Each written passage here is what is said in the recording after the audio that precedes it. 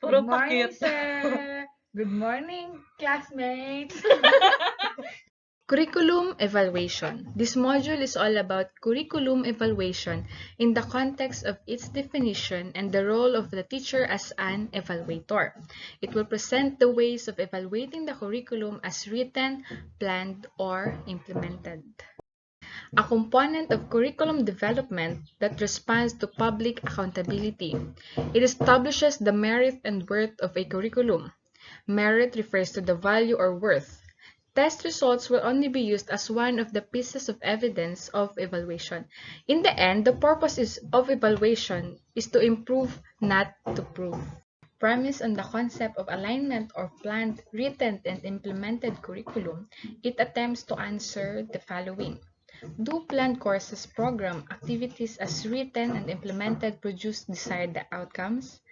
And the second one is, how can this school curricula be improved? So, curriculum evaluation is a new idea for many teachers, not knowing that every day the teachers is involved in several components. There are two ways of looking at curriculum evaluation. The first one is curriculum program evaluation, and the second one is components of a curricular program. So the first one, curriculum program evaluation refers to the overall aspects of a curriculum as a subject, degree program, curriculum reform program, and the like. For example, curriculum development as a subject, Bachelor of Education as a degree, K-12 curriculum as a reform. So for the degree program, we have the Bachelor of Education. For the curriculum reform, we have the K-12. And for the subject, we have the curriculum development or other subject like science, Filipino, and the like. So now, we proceed to components of a curriculum program. This will cover separate evaluation for a curriculum component such as achieved learning outcomes, teaching learning process, instruction materials, assessment of the learning outcomes. It refers directly to the assessment of curriculum contents and processes as the implemented everyday in view of the learning outcomes as either formative or summative. So now let's proceed to curriculum evaluation as a process and a tool. So as a process, it follows a procedure based on the models and framework. So as a tool, it will help teachers and program implementers to judge the worth and merits of the program and innovation or curricular change. For both process and tool, the results of evaluation will always be the basis to improve the curriculum. These are the definition of other curriculists about the curriculum evaluation. The first one by Ornstein and Hankins. Curriculum evaluation is a process done in order to gather data that enables one to decide whether to accept, change, eliminate the whole curriculum of a textbook. So from McNeil J, we have evaluation answers to questions. Do planned learning opportunities, program, courses, and activities as developed and organized actually produce desired results? How can a curriculum be best improved?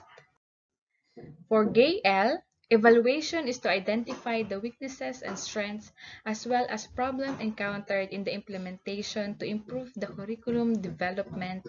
Oliva P. defines curriculum as a process of delineating, obtaining, and providing useful information for judging alternatives for purpose of modifying or eliminating the curriculum.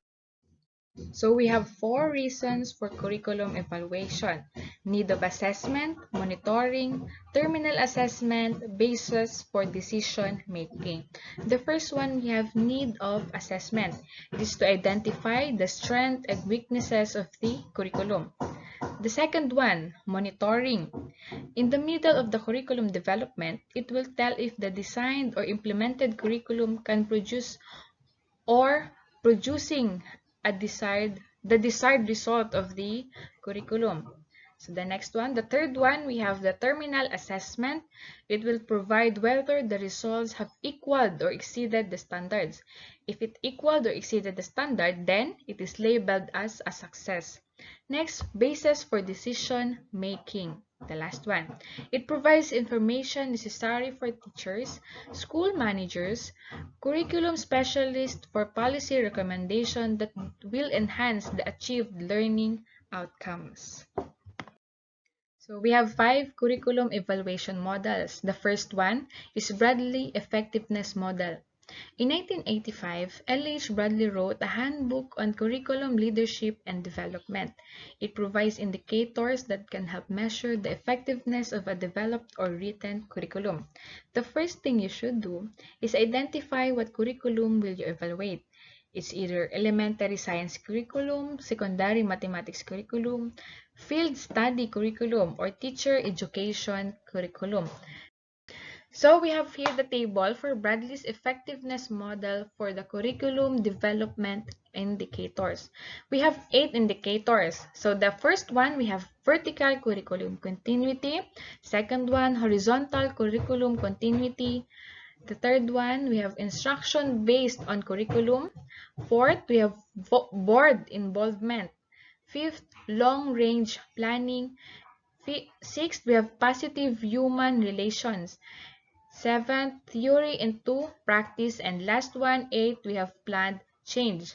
If any of the indicators is answered no, action should be made to make it a yes. So we have to revise on the things that, on the indicators that we answered no.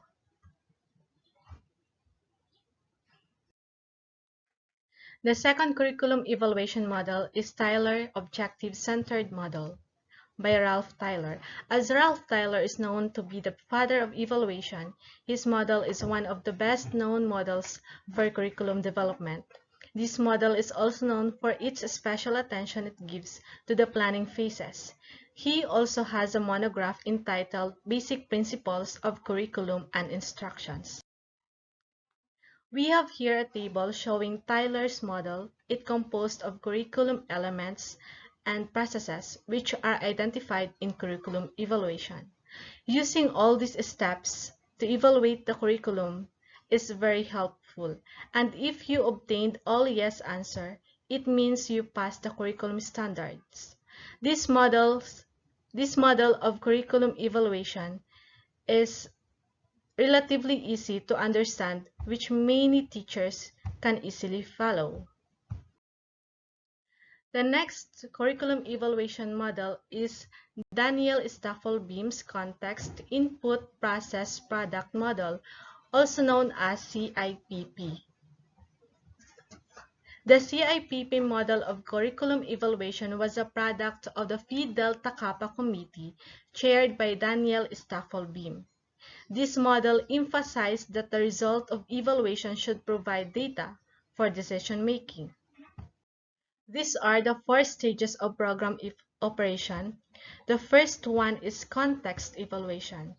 It assesses needs and problems in the context for decision makers to determine the goals and objectives of the curriculum. It is focused on the goals, and it answers the question what. For example, what are the needs to establish more to achieve the goals and objectives? That is context evaluation. Next is the input evaluation. It assesses alternative means based on the inputs for the achievement of objectives to help decision makers to choose options for optimal means. This is where plans is being assessed. It answers the question how. Example, how good are the procedural design, the strategies, and the resources used? The third stage is the process evaluation. It monitors the processes both to ensure that the means are actually being implemented and make necessary modification. This is where actions takes place. It answers the question, are we? Example, are we using the right procedure, monitoring, and implementation? That is process evaluation. The last stage is the product evaluation. It compares actual and with intended ends and leads to a series of recycling decisions. This is where outcomes is being assessed. It answers the question, have we? Example, have we attained the learning outcomes? Those are the four stages of program operation: the context evaluation, input evaluation, process evaluation, and product evaluation. We also have suggested steps to be taken in all CIPP stages. Step 1. Identify the kind of decision to be made. Step 2. Identify the kinds of data to make that decision. Step 3. Collect the data needed. Step 4. Establish the criteria to determine quality of data. The fifth step is analyze the data based on the criteria, and the last step is organize needed information needed for decision makers. The fourth curriculum evaluation model is the stake responsive model. Responsive model is oriented more directly to program activities than program intents. This is a model from Robert Stake. Evaluation focuses more on the activities rather than intent or purpose. This model is an approach to measure the effectiveness of educational programs. Robert Stake recommends 9 steps to the curriculum evaluator. First step, meets with stakeholders to identify their perspectives and intentions regarding curriculum evaluation. Step 2, draws from Step 1 documents to determine the scope of the evaluation. Step 3, observes the curriculum closely to identify the unintended sense of implementation and any deviation from announced intents. Step 4, identifies the stated real purposes of the program and the various audiences.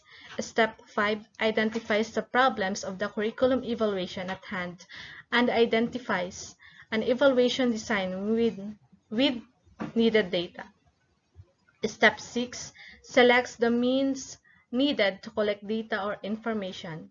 Seventh steps is implements the data collection procedure. Step 8, organizes the information into themes. And the last step is decides with stakeholders the most appropriate formats for the report. Hello, I'll talk about curriculum evaluation model, which is the last one, the Scriven consumer-oriented evaluation. You may ask, what is Scriven consumer-oriented evaluation?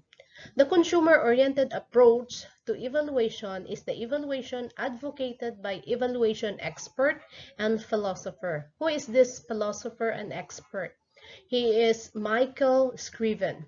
He is the one recognizes that consumers' values may not align with the values of first, the developers, the founders, and delivery partners. Let's proceed. Consumers of educational products which are needed to support an implemented curriculum often use consumer-oriented evaluation. These products are used in school which require purchasing decisions, like for example, textbook, modules, educational technology. What are these educational technology? It may be softwares or other instructional materials. This may uses criteria and checklist as a tool for summative approach. When we say summative approach, it is evaluating the end product. And the second approach is all about formative approach, which is evaluating as the product is being developed. Now, we have an example of what they call criteria. So they need to fill this up, wherein this checklist is being used to help and may help any curricularist make a decision as to which textbook modules, or any instructional support material will be used, revised, modified, or it could be rejected. And after purchasing decisions, here are some simple way of curriculum evaluation process.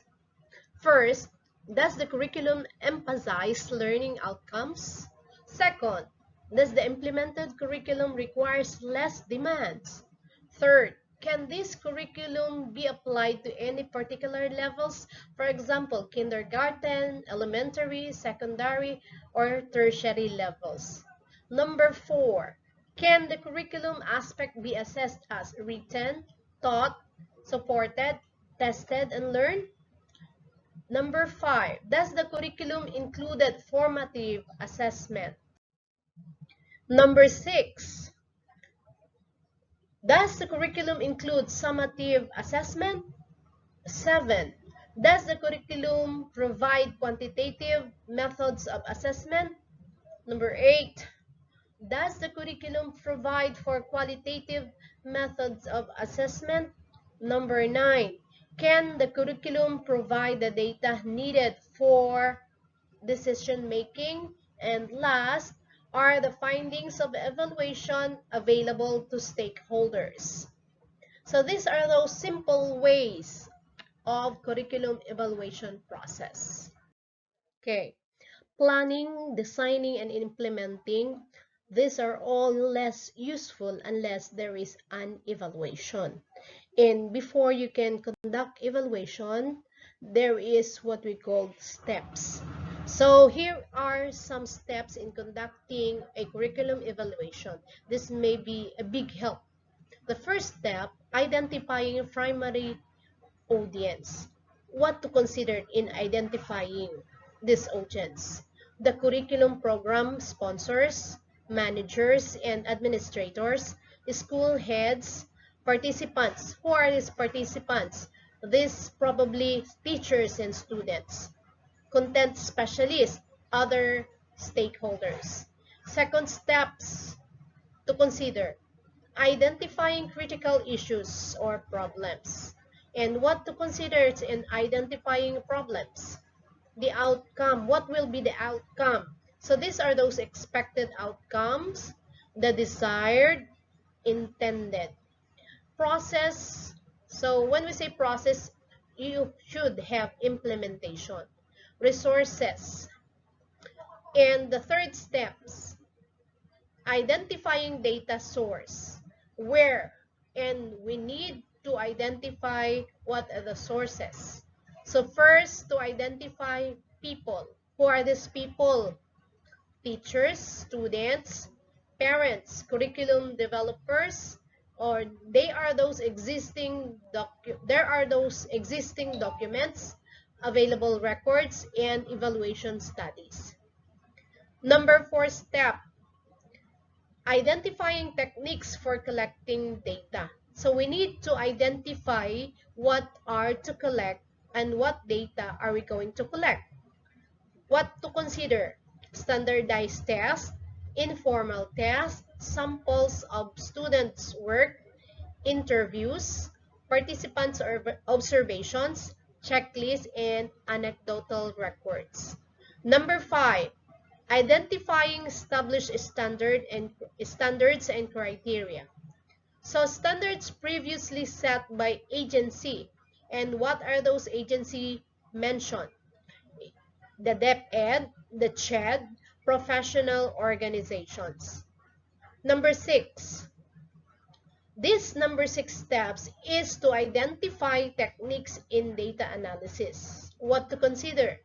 The content analysis, process analysis, statistics, comparison evaluation, and evaluation process. Number 7 step, preparing evaluation report. What are those reports? This could be a written report, an oral report, progress, final, the summary, descriptive, and judgmental, or the list of recommendation. And last steps to consider in conducting a curriculum evaluation, the preparing modes of display. What to consider in preparing modes of display? Case studies, test score summary, testimonials, representation, product display, or this is what we call the exhibits, and technical report. And that's all. Thank you. The whole purpose of education is to turn mirrors into windows. By Sydney J. Harris. Thank you.